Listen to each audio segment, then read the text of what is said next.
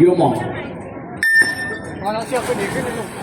ในรายงานโดยรายการที่125ของนักกีฬามารายงานตัวด้วยค่ะ